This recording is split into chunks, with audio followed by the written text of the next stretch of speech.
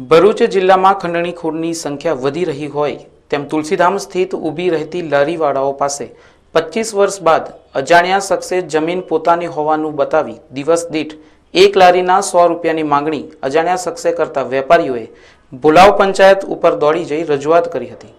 બનાવની મળતી માહિતી અનુસાર ભરૂચના તુલસીધામ નાકા પાસે ઊભી રહેતી લારીઓની જમીનનો માલિક હોવાનું 25 વર્ષ બાદ બહાર આવી લારી ઊભી રાખવાના એક લારી દીઠ રૂપિયા 100ની માંગણી કરતા વેપારીઓ અને પથારાવાળાઓમાં ભારે રોષની લાગણી જોવા મળી હતી। જો કે તુલસીધામ નાકા પાસેની જમીન સરકારી અને ખરડાઈની હોવાનું જાણવા મળતા તેમજ અજાણ્યા ખંડણીખોર સામે પગલાં ભરવા વેપારીઓ ભોલાવ ગ્રામ પંચાયત ઉપર દોડી જઈ રજૂઆત કરી હતી। શાક ચાની લારી કરું છું અને મારી કને અજાણ્યા વ્યક્તિ પૈસા લેવા આવે છે કે જમીન અમારી પોતાની છે ને 100 રૂપિયા રોજના માંગે છે।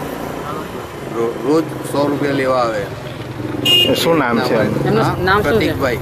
ના, આજે તમે શું કરવા આવ્યા?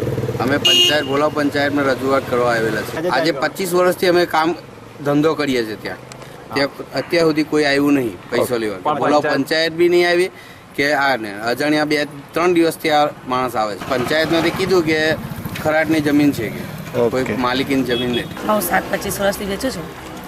અત્યાર સુધી કોઈ દિવસ બોલાવ કે ગ્રામ પંચાયતમાંથી કોઈ પણ 1 રૂપિયો લેવા આવ્યા નથી। આ 2 દિવસથી પ્રતિકભાઈ કરીને કોઈ આવે છે અજાણ્યા માણસ, તો રોજના એક લારી દીઠે 100 રૂપિયા માંગે છે। તો અમે આજે બોલાવ જઈ પંચાયતમાં જઈને રજૂઆત કરી છે, જેમાં પંચાયતના સભ્ય ગોવિંદભાઈ પાટણવાડિયાએ પણ તુલસીધામની જમીન સરકારી અને ખરડાઈની હોવાનું જણાવ્યું હતું। તો 25 વર્ષ બાદ જમીનનો માલિક ક્યાંથી નીકળ્યો તે ચર્ચાનો વિષય બની ગયો છે। તુલસીધામ વિસ્તારમાં સર્વે નંબર 39 પૈકીની ખરાબાની જમીન આવેલ છે અને તેમાં છૂટક શાકભાજી લારીવાળા ધંધો કરે છે। તેઓની પાસે ભોલા ગ્રામ પંચાયત દ્વારા કોઈપણ પ્રકારનો વેરો કે બીજો કોઈ પણ પ્રકારની વસૂલાત કરવામાં આવતી નથી। કોઈ ખાનગી વ્યક્તિ તો આવો વસૂલાત કરતી હોય તો તેઓને તેમજ શાકભાજી લારીવાળાને જણાવું છું કે આ પૈસા જે ઉઘરાવતા વ્યક્તિને ગ્રામ પંચાયત હસ્તક કરવામાં આવશે તો તેની સામે ગ્રામ પંચાયત પોલીસ કેસ કરવા પણ સંમત છે। લારી ગલ્લાવાળાને છૂટક શાકભાજીવાળા એવું કહે છે કે કોઈ અજાણ્યો વ્યક્તિ અમારી પાસેથી પૈસા ઉઘરાણું કરવા માટે આવે છે અને આ અમારી માલિકીની જમીન ધરાવીએ છીએ એવું કંઈક અરજદારની રજૂઆત છે।